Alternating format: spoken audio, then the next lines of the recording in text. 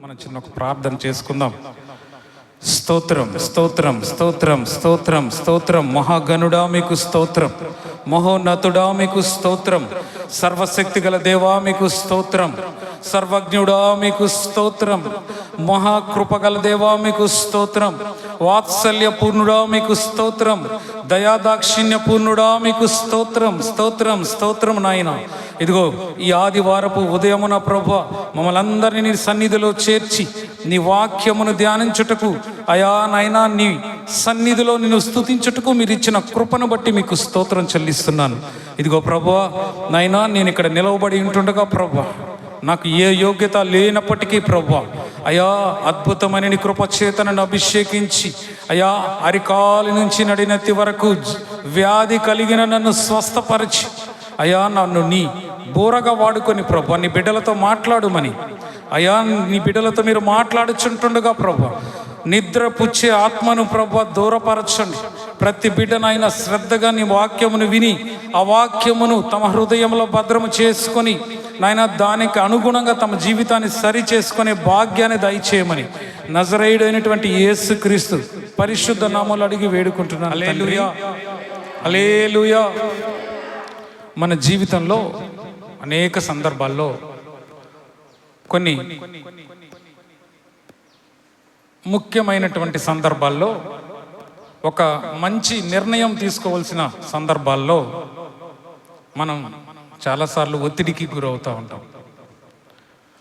ఎడమ వైపుకి వెళ్ళాలా, కుడి వైపుకి వెళ్ళాలా, ముందుకెళ్ళాలా, వెనక్కి వెళ్ళాలా తెలియని పరిస్థితుల్లో మనం చాలా సందర్భాల్లో బాధపడుతూ ఉంటాం. అయితే ఇక్కడ కూడా దావీదు రాజు అనే ఒక రాజు జీవితంలో ఒక భయంకరమైన సందర్భం వచ్చినట్టుగా మనం చదువుతాం. ఇంతకీ ఏమైంది దావీదు రాజు జీవితంలో అంటే, ఒకరోజు సాతాను దావీదు రాజు మనసుని ప్రేరేపించిందంట. దావీదు రాజు మనసుని ఏం చేసిందండి? ప్రేరేపించింది. ఎందుకు ప్రేరేపించిందంటే ఆయనకు ఒక విచిత్రమైన కోరిక కలిగింది. ఏంటా విచిత్రమైన కోరిక అంటే, అప్పటికే దావీదు మహారాజు అనేక యుద్ధాలు చేసి అద్భుతమైనటువంటి విజయాలని సాధించి చుట్టుపక్కల ఉండే రాజ్యాలన్నిటిలో ఆయన గొప్ప చక్రవర్తిగా పేరు తెచ్చుకున్నాడు. ఆయన మహాయుద్ధ యోధుడు.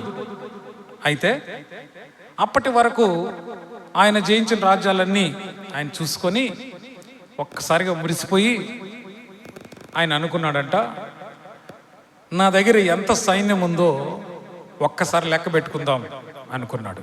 ఏం కలిగిందండి కోరిక? నా దగ్గర ఎంత సైన్యం ఉంది, ఎంతమంది సైనికులు నా దగ్గర ఉన్నారు, ఎన్ని గుర్రాలు ఉన్నాయి, ఎన్ని రథాలు ఉన్నాయి, నేను ఏ విధంగా నా సైన్యాన్ని ముందుకు నడిపించాలి ఎన్ని ఆలోచిస్తూ ఒక్కసారిగా ఆయనకు కలిగిన కోరికది ఏంటంటే, నా దగ్గర ఎంత సైన్యం ఉంది. ఇమ్మీడియట్గా యోవాబు అనేటువంటి ఆయనకి సైన్యాధ్యక్షుడు ఒక ఆయన ఉంటాడు, ఆయన పిలిచాడు. పిలిచి, యోవాబు నీవు కొంతమంది మనుషులను తీసుకొని పోయి మనకు సైన్యం ఎక్కడెక్కడ ఉంది, ఎంతమంది ఉన్నారో లెక్క పెట్టుకొని రమ్మన్నాడు. అయితే దేవుని యొక్క మహాద్భుత కార్యాలను చూచిన దావీదు రాజు ఆయనకి ఎందుకు కలిగిందో ఈ కోరిక మరి తెలియదు, కానీ యోవాబు అన్నాడు, రాజా ఇప్పటి వరకు దేవుడు మనకు అన్ని విషయాల్లో విజయాన్ని ఇచ్చాడు, మనం ఎరుగని త్రోవలలో మనల్ని నడిపించాడు. దేవుడు గనుక దయ చూపిస్తే నీవు బ్రతుకుండే కాలంలోనే ఇప్పుడున్న సైన్యం కంటే 100 అంతల సైన్యాన్ని దేవుడు ఇస్తాడు. ఎందుకు రాజా లెక్క పెట్టడం, అవసరం లేదు కదా అని అన్నాడు. కానీ దావీదు రాజు అన్నాడు, లేదు లేదు, నువ్వు వెళ్ళి మనకెంతమంది సైన్యం ఉన్నారో లెక్క పెట్టుకొని రమ్మన్నాడు. చూడండి, ఇది మనకు వినడానికి చాలా సింపుల్గా చాలా చిన్న విషయమే కదా, దాంట్లో ఏం తప్పు ఉంది? ఆయన దగ్గర ఉండే సైనికుల సంఖ్య ఎంత ఉందో తెలుసుకోవడంలో పెద్ద తప్పు లేదు కదా అని మనం అనుకుంటాం, మనకు ఆలోచన వస్తుంది సహజంగా. అయితే ఇక్కడ ఏం తప్పు జరిగింది అంటే, ఇన్ని రోజులు దావీదు యుద్ధానికి వెళ్ళినప్పుడు విజయాన్ని ఇచ్చింది ఎవరు? దావీదు యొక్క శౌర్యమేనా, దావీదు యొక్క బలమేనా, దావీదు యొక్క సైన్యమేనా, ఇంకేదైనా ఉందా అని మనం ఆలోచన చేసి వెనక వాక్యాలు చదివితే, యుద్ధానికి వెళ్ళిన ప్రతిసారి దేవుడు ఆయనకి తోడుగా ఉన్నాడంట. ఒక చక్కటి మాట రాసుంటారు, నీ శత్రువులందరినీ నేను తరిమేసి నీకు నలు దిశల, అంటే తూర్పు నుంచి పడమటి వరకు, ఉత్తరం నుంచి దక్షిణం వైపు నలు దిశలా నీకు నేను నెమ్మది కలుగ చేస్తాను. ఆమేన్. దావీదు రాజు జీవితంలోకి ప్రభువు వచ్చి నలు దిశలా నెమ్మది కలగజేశాడంట. మరి ఈయన కామ్గా ఉండొచ్చు కదా. ఈయనేమనుకున్నాడో తెలుసా? ఒక్కసారిగా తన రాజ్యాన్ని, తన బలాన్ని చూసుకోవాలనుకున్నాడు. అంటే ఆయన ఉద్దేశం ఏంటి చెప్పండి? ఈ గొప్పతనం అంతా నేనే సాధించాను, నా దగ్గర 2 లక్షల మంది సైనికులు ఉన్నారు కాబట్టి నేను ఒక గొప్ప రాజ్యాన్ని నిర్మించాను అని ఆయన గర్వించి సైనికులు లెక్క చూడమని చెప్పాడు. వాళ్ళు వెళ్ళారు, సైనికులు లెక్క పెట్టుకొని వచ్చారు.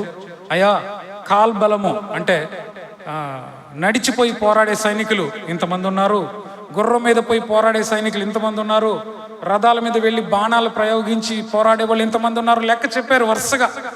ఆయన విని సంతోషపడి, ఓ నా దగ్గర ఇంత సైన్యం ఉందా, నాది ఇంత పెద్ద రాజ్యమా అని ఆయన సంతోషపడుతుంటే, వెంటనే గాదు అనేటువంటి ఒక ప్రవక్త, దీర్ఘదర్శి దావీదు రాజు ముందుకు వచ్చేసాడు. ఎవరు ముందుకు వచ్చాడండి? దావీదు రాజు ముందుకు వచ్చాడు. వచ్చి ఆయన చెప్తున్నాడు, రాజా, ఇదే యెహోవా వాక్కు, దేవుడు చెప్తున్న మాట నీతో.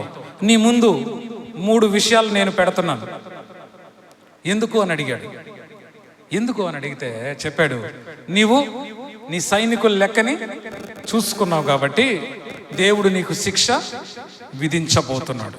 3 రకాల శిక్షలు నీ ముందుకు వస్తున్నాయి. మొదటి శిక్ష ఏంటంటే 7 సంవత్సరాలు. ఎన్ని సంవత్సరాలు అండి? 7 సంవత్సరాలు నీ రాజ్యం అంతా కరువుతో కట్టకట్టలాడిపోద్ది. మొదటి శిక్ష. రెండవ శిక్ష 3 నెలలు. ఎన్ని నెలలు?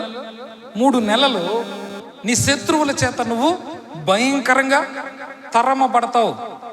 నువ్వు ఏ సైన్యాన్ని చూసుకొని, ఏ బలాన్ని చూసుకొని, ఏ బలగాన్ని చూసుకొని నువ్వు గర్విస్తున్నావో, ఈ అహంకారంతో మాట్లాడుతున్నావో, అదే సైన్యం నిన్ను విడిచిపోద్ది.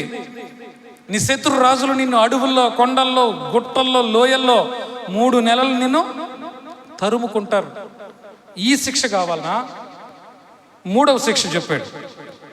3 దినాలు, 3 రోజులు దేవుడు నీ రాజ్యంలో తెగులును కలిగిస్తాడు. ఏం కలిగిస్తాడండి? తెగులు. ఈ 3 శిక్షల్లో నీకే శిక్ష కావాలో కోరుకోమన్నాడు. 3 కాదు, వీటిలో ఏదైనా ఒక శిక్షని కోరుకోమన్నాడు. గమనించండి, మొదటి 2 శిక్షలు ఏంటంటే 7 సంవత్సరాలు కరువు. రెండవ శిక్ష ఏంటంటే 3 నెలల పాటు ఆయన శత్రువుల చేత తరుముకోవడం, అంటే పారిపోవడం, భయంతో, ఆకలితో, ఏడుపుతో పారిపోవాలి. ఇది కావాలనా? దేవుడు కలగజేసే తెగుల్ని నువ్వు కోరుకుంటావా 3 రోజులు అంటే? అప్పుడు దావీదు చెప్పిన సమాధానం చూడండి. గొప్ప దావీదు రాజు ఎన్నో మంచి పనులు చేసి దేవునికి ఇష్టమైన సేవకుడు అని పేరు పొందిన దావీదు రాజు, ఆయన కూడా ఒకానొక సందర్భంలో గర్వించాడు. ఏమని? ఈ రాజ్యం అంతా నాది, ఈ సైనికులంతా నా వాళ్ళు అని ఎప్పుడైతే గర్వించాడో, దేవుడు ఆయనకి పాఠం నేర్పించడం కోసం 3 శిక్షలను చెప్పాడు. 3 ఏది కావాలని అడిగినప్పుడు ఆయన చెప్పిన సమాధానమే ఈరోజు మనం చదివిన వాక్యం. ఏం చదివామండి? అందుకు దావీదు, నేను మిక్కిలి ఇరుకులో చిక్కి ఉన్నాను. ఏమంటున్నాడు చెప్పండి? ఆయన దేంట్లో చిక్కుకొని ఉన్నాడంట? ఇరుక్కుపోయాడు. ముందుకెళ్తే నుయ్యి, వెనక్కి వెళ్తే గొయ్యి. ముందుకి పోలేను, వెనక్కి పోలేను, చాలా కష్టంలో ఉన్నాను. అయితే వెంటనే ఆయన ఒక చక్కటి నిర్ణయాన్ని చెప్తున్నాడు. మొదటి 2 శిక్షలు మనుషుల వల్ల జరిగేటివి. చివరి శిక్ష ఎవరి వల్ల జరుగుతుంది? దేవుని వల్ల. అందుకు ఆయన ఏమన్నాడంటే యెహోవా మహాకృపగల వాడు. ఆయన యెహోవా మహాకృప కలిగిన దేవుడు. కాబట్టి నేను మనుషుల చేతిలో పడక, ఎవరి చేతిలో పడకూడదు అనుకున్నాడు? మనుషుల చేతిలో చిక్కకూడదు. మొదటి 2 శిక్షల్లో మనుషుల చేతిలో చిక్కుతాడు. 3 నెలలు శత్రువులు ధరంతారు, 7 సంవత్సరాలు కరువు. అవి నాకొద్దు. మరి ఎవరి చేతిలో పడతానన్నాడు తెలుసా?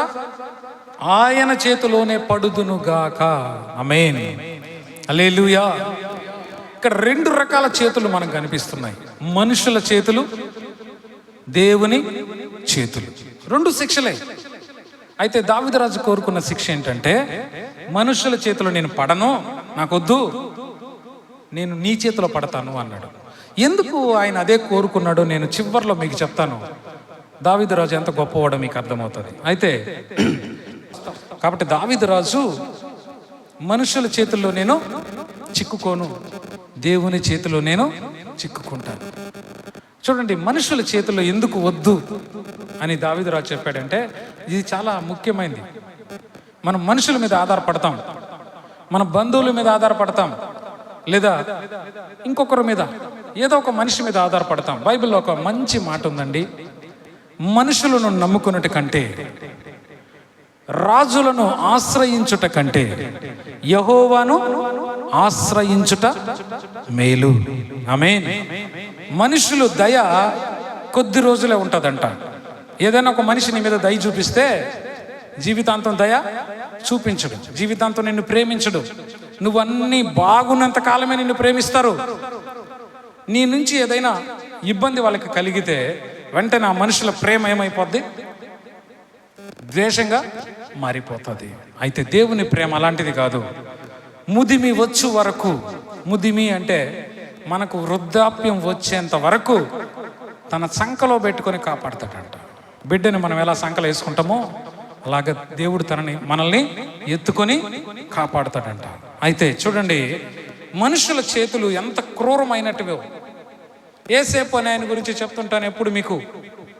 సొంత అన్నదమ్ములే ఆయనని కొట్టి గోతిలో పడేసి మళ్ళా తీసి ఐగుప్తుకి బానిసగా అమ్మి పడేశారు.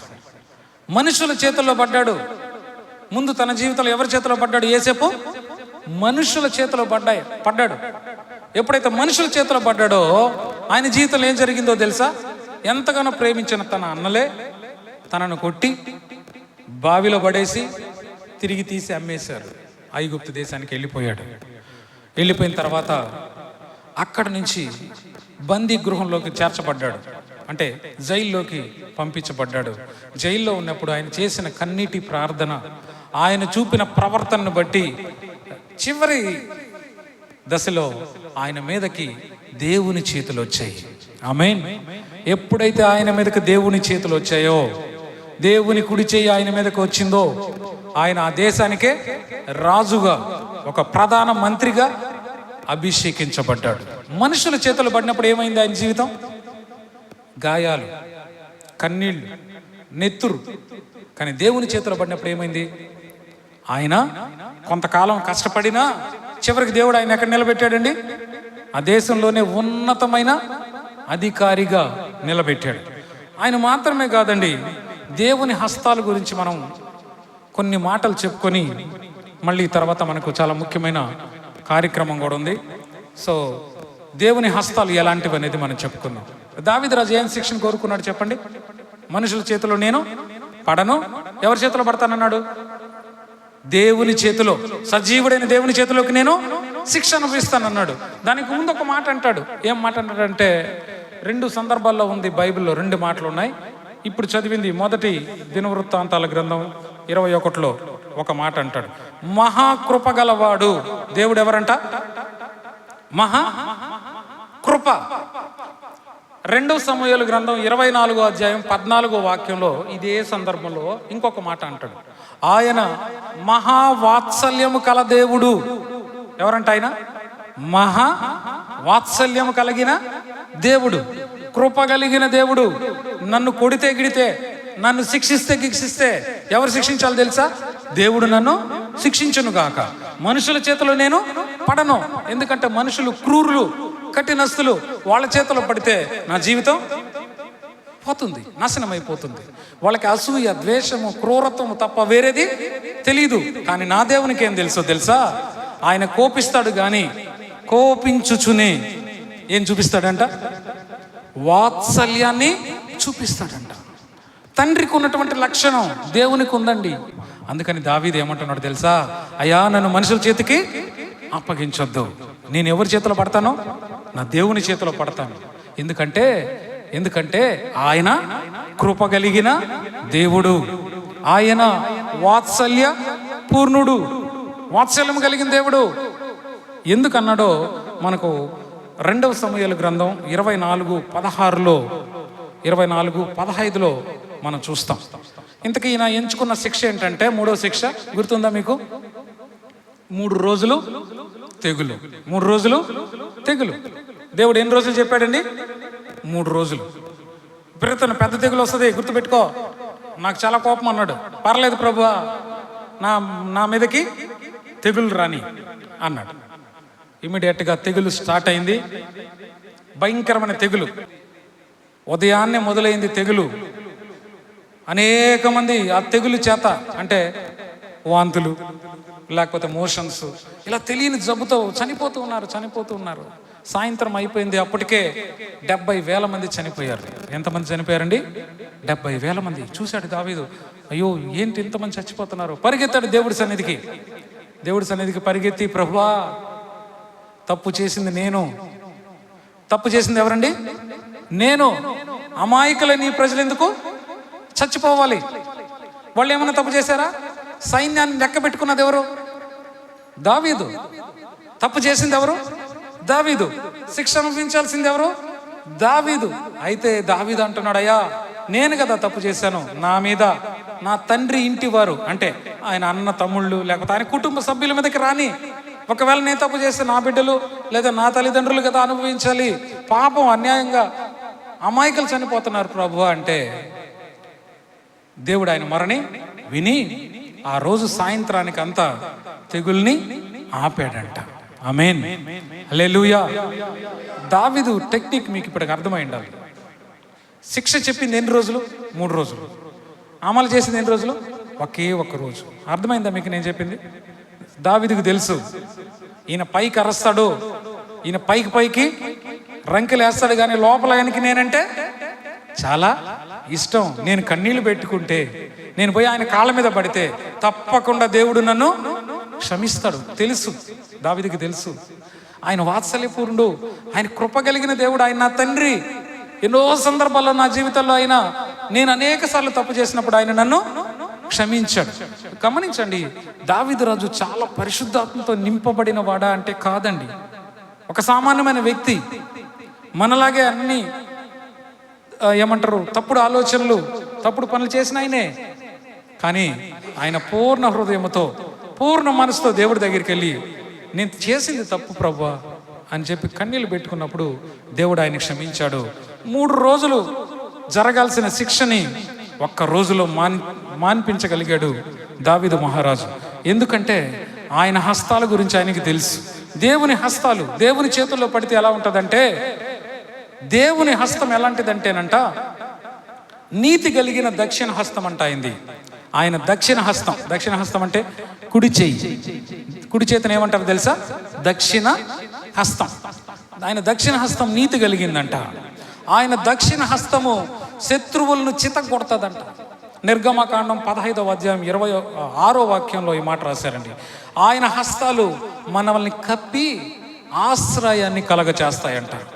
91వ కీర్తనలో అంటాడు, నీ చేతులు నన్ను కప్పతాయి, నీ రెక్కల నీడలో నాకు ఆశ్రయము కలుగుతుంది. దేవుని చేతుల్లో పడితే మనకు ఎలా ఉంటుంది? దావీదు రాజు అంటే శిక్ష అనుభవించాడు లేండి. దేవుని చేతులకు ఉండే లక్షణాలు, మొదటి లక్షణం ఏంటంటే ఆయన నీతి కలిగిన హస్తము కలిగిన వాడు. రెండవది, ఆయన హస్తము మన తరపున పక్షంగా యుద్ధం చేసి మన శత్రువుల్ని చిత్తం కొడుతుందంట. ఆయన హస్తంలో మనకు, ఆయన చేతుల నీడలో, ఆయన రెక్కల నీడలో మనకేం కలుగుతుందంట? ఆశ్రయము కలుగుతుందంట. ఆయన తన చేతిని విప్పి ప్రభు తన చేతిని విప్పితే అది చేసేది ఆయన చేతులు చూడడానికి కఠినంగా కనిపిస్తాయి, ఆయన న్యాయ విధులు చూడడానికి చాలా కష్టంగా అనిపిస్తాయి. కానీ ఆయన చేతులు వెనకాల ఎన్ని ఆశీర్వాదాలు ఉన్నాయంటే ఆయన తన గుప్పిలి విప్పి ప్రతి జీవి కోరికను తృప్తి పరుస్తాయంట. ఆమేన్. ఆయన చేతులు ఏం చేస్తాయో చెప్తున్నాను. ఆయన చేతులకి ఏముందండి? నీతి అనే దక్షిణ హస్తము ఉంది. ఇంకా ఏముందంట? ఆయన చేతులు శత్రువుల్ని చిత్త కొడతాయి, అనగదొక్కుతాయి మన తరపున. ఇంకా ఆయన చేతులు ఏం చేస్తాయి? మనల్ని కప్పి మనకు ఆశ్రయాన్ని కలిగిస్తాయి. ఆయన చేతులు విప్పి మనకేమేమి అవసరమో అన్ని ఈవుల్ని ఆయన దయచేస్తాడు. ఆయన కుడి చెయ్యి మనల్ని పట్టుకొని నడిపిస్తుందంట. ఆమేన్. హల్లెలూయా. ఒక చక్కటి పాట ఉందండి. నీ కుడి హస్తం హత్తుకొని ఉన్నది, నీ ఎడమ చేయిన తల క్రిందనున్నది, నీ కౌగిలిలోనే నిత్య నిల్పుమా, నీ కౌగిలిలోనే నిత్యం నిల్పుమా. నిత్యుడాని సన్నిధి నిండుగాన తోడు, నిత్యముంచి నన్ను నడిపించుమా, నడిపించుమా. చప్పట్ల గురించి దేవుని మహింపరుద్దాం. ఆయన వాత్సల్యపూర్ణుడు, ఆయన కృప కలిగిన మహాదేవుడు. నీ సముఖములో కాలుచున్న రాళ్ళవోలి నీ మనసునందు నన్ను తలంచితివా, నీ చిత్తమే నాలో నెరవేర్చుమా, నీ చిత్తమే నాలో నెరవేర్చుమా. నిత్యుడాని సన్నిధి నిండుగాన తోడు, నిత్యముంచి నన్ను నడిపించుమా, నడిపించుమా. ఆయన కుడి చేయి మన తల క్రింద ఉన్నదంట, ఆయన ఎడమ చేయి మనల్ని హత్తుకొని ఉందంట. ఆయన రెక్కల కింద మనకేం కలుగుతుంది? ఆశ్రయము కలుగుతుంది. ఆయన తన గుప్పిలి విప్పి మన ప్రతి అవసరతని తీరుస్తాడంట. ఆయన హస్తము న్యాయమైన హస్తం. ఆమేన్.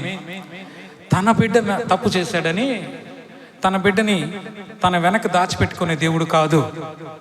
నువ్వు క్రైస్తవుడు అయినా, నువ్వు అన్యుడు అయినా, నువ్వు న్యాయము తప్పి ప్రవర్తిస్తే, నీతి తప్పి నువ్వు ప్రవర్తిస్తే, ఆయన చెయ్యి, ఆయన హస్తం, న్యాయమైన హస్తం నిన్ను పట్టుకుంటుంది, నీకు శిక్షని విధిస్తుంది. అయితే భయపడద్దు. దేవుడు నిన్ను శిక్షిస్తున్నప్పుడు, దేవుడు నిన్ను శ్రమల గుండా నడిపిస్తున్నప్పుడు భయపడాల్సిన అవసరం లేదు. దావీదు రాజు కోరుకున్నది ఏంటో తెలుసా? మనుషుల చేతిలో పడడం కంటే దేవుని చేతిలో పడడం నాకు ఇష్టం, నాకు చాలా సంతోషం. ఎందుకంటే ఆయన నన్ను బాగా కొడతాడు, బాగా శిక్షిస్తాడు, నాకు చావు వచ్చేంత వరకు కొడతాడు, కానీ మరణానికి నన్ను అప్పగించడు. ఆమేన్. ఆయన ఏం చేస్తాడండి? ఆయన కనికర పూర్ణుడు గనుక, ఆయన వాత్సల్య పూర్ణుడు గనుక అద్భుతమైన రీతిలో దేవుడు నన్ను నడిపిస్తాడని ఆయన దేవుని యొక్క చేతిలో పడడానికి ఇష్టపడ్డాడు. చాలా ముఖ్యమైన విషయం చెప్పి నేను ముగిస్తాను. ఆయన యొక్క హస్తము మనల్ని రక్షించకుండా ఉండడం కోసం కురచవ్వలేదంట. ఆయన చెయ్యి ఏ రోజు తక్కువ అవ్వలేదంట. దేవుని యొక్క చెయ్యి ఏ రోజు తక్కువ అవ్వలేదు. మనుషుల యొక్క చేతులు క్రూరమైనటువంటి, దయచేసి మీ జీవితాన్ని మనుషుల చేతికి అప్పగించబాకండి, మన జీవితాన్ని మనుషుల చేతికి అప్పగించబాకండి. ఎందుకంటే మనుషులు న్యాయ ప్రవర్తన తప్పి ప్రవర్తించే అవకాశం ఉంది. మనుషులు నిన్ను క్రూరమైన హింసలకు గురి చేసే అవకాశం ఉంది. నీతో ఉంటూ నేను వెనకాల గోతులు తీసే అవకాశం ఉంది. నువ్వు మనుషుల చేతిలో కోరుకున్నావా? నువ్వు మనుషులతో జీవించడానికి ఇష్టపడ్డావా? అయితే దేవుడు నిన్ను వదిలిపెట్టేస్తాడు. అదే దేవుడి చేతిలో పడితే, ఆమేన్, హల్లెలూయా, దేవుని చేతిలో పడితే నిన్ను ఒక చిన్న దెబ్బతో, ఒక చిన్న శిక్షతో నిన్ను సరిచేసి మళ్ళీ మంచి మార్గంలోకి నడిపిస్తాడు. అదే కాబట్టి తండ్రి కంటే వాత్సల్యం కలిగిన దేవుడు, తండ్రి కంటే తల్లి కంటే వాత్సల్యం కలిగిన దేవుడు మన దేవుడు. కాబట్టి దావీదు రాజు ఈ మాట అన్నాడు, నేను మనుషుల చేతిలో పడడం కంటే యెహోవా చేతిలోనే పడుతాను. పడ్డాడు. దేవుని చేతిలో పడినప్పుడు ఆయన పట్టణంలో తెగులు ప్రారంభమైంది. కొన్ని వేల మంది చనిపోయారు. కానీ 3 రోజులు కనుక ఆ తెగులు కొనసాగి ఉంటే మీరు ఊహించుకోండి, ఒక్కరు కూడా ఆ రాజ్యంలో మిగిలి ఉండేవాళ్ళు కాదు. దావీదుకు తెలుసు ఆయన వాత్సల్యపురుడిని. ఎప్పుడైతే ఆయన పరిగెత్తుకుని దేవుని సన్నిధికి వెళ్ళాడో, ప్రభువా నేను తప్పు చేశాను, కావాలంటే నన్ను శిక్షించు, నన్ను చంపు, లేదా నా బిడ్డల్ని చంపు, కానీ పాపం అమాయకులైన వాళ్ళని ఎందుకు నా గురించి శిక్షిస్తావు నాయన అన్నప్పుడు దేవుడు ఆయన ఆ బలి అర్పణని అంగీకరించాడండి. ఆయన అక్కడే బలిపీఠం కట్టి దేవునికి ఒక బలి అర్పణని ఇచ్చినప్పుడు తెగులు వెంటనే ఆగిపోయింది. దేవుడు తన దూతకు చెప్తున్నాడు, నీ కత్తి తీసి నీ వరలో పెట్టుకో, తెగులు ఆపేసే. దూత అడుగుంటాడు, ఒకవేళ ప్రభువా నువ్వే కదా ఆజ్ఞించావు 3 రోజుల పాటు ఒక్కొక్కరిని ఆయన రాజ్యంలో ఎవరు మిగలకుండా చంపని నువ్వే కదా చెప్పావు, మళ్ళీ ఏంది ప్రభు ఒక్క రోజుకి ఆపేసావంటే, అదిగో నా బిడ్డ నా గురించి బాధపడుతున్నాడు, తన తప్పుని తెలుసుకున్నాడు, కాబట్టి ఇంక మీదట ఆయన్ని శిక్షించును అని ఆయన తన రెక్కల నీడలోకి తీసుకొని వచ్చాడు. ఆమేన్, హల్లెలూయా. కాబట్టి మనకి ఏదైనా ఇబ్బంది ఉన్నప్పుడు ఒకవేళ శిక్ష అనుభవించాలంటే దేవుడి దగ్గర అనుభవిద్దాం శిక్షను. మనుషుల చేతికి మన జీవితాలని అప్పగించొద్దు. ఆమేన్. మనుషుల దగ్గర మన జీవితాలను అప్పగించొద్దు. ఎందుకంటే మనుషులు నీకేసే శిక్షలో కుట్ర ఉంటుంది, మనుషులు నీకేసే శిక్షలో కుతంత్రం ఉంటుంది, పగ ఉంటుంది, నీకు తెలీదు. అందుకనే నీ శిక్ష నాకొద్దు, నేను దేవుని దగ్గరికి వెళ్ళి నా తప్పుని ఒప్పుకుంటాను. దేవుడు నాకు శిక్ష వేస్తాడు. దేవుడు తప్పు చేశాను కదా ప్రభు, నేను వ్యభిచారం చేసి వచ్చానయ్యా, నేను దొంగతనం చేసి వచ్చానయ్యా అంటే ఒప్పుకున్నావు కాబట్టి వెరీ గుడ్ నాయనా అనడు. ఏమంటాడు ప్రభు, నువ్వు తప్పు చేసావు కాబట్టి దానికి ఫలితాన్ని నువ్వు అనుభవించాలి. కానీ ఆయన ఇచ్చే శిక్ష వాత్సల్యంతో కూడుకొని ఉంటుంది. ఆయన వేసేటువంటి శిక్ష ప్రేమతో కూడుకొని ఉంటుంది. కాబట్టి ఏదైనా ఉంటే మనం దేవుని చేతులు పడడానికి ఇష్టపడదాం. ఎందుకంటే ఆయన చేతులు దక్షిణ హస్తాలు, నీతి కలిగినటివి, న్యాయమైన చేతులు, రక్షణ కలిగించే చేతులు, ఆశ్రయము కలిగించే చేతులు, ఆయన గుప్పిలి విప్పి మన ప్రతి అవసరాన్ని తీర్చే చేతులు, ఆయన కుడి చేత్తో మనల్ని పట్టుకొని, ఇది మీకు అర్థమైందా? అంటే ఆయన ఎడం చేయి మన తల కింద ఉంది, ఆయన కుడి చేయి మనల్ని ఇలా హత్తుకున్నది. అంటే అలాంటి ప్రేమ కలిగిన చేతులు అంట ఆయన రక్షణ హస్తం అంట. ఆయన దక్షిణ హస్తం ఏంటి? రక్షణ కలిగించే హస్తం. అలాంటి గొప్ప కృపను దేవుడు మనందరికీ కలిగించును గాక. ఆమేన్. హల్లెలూయా, హల్లెలూయా, హల్లెలూయా.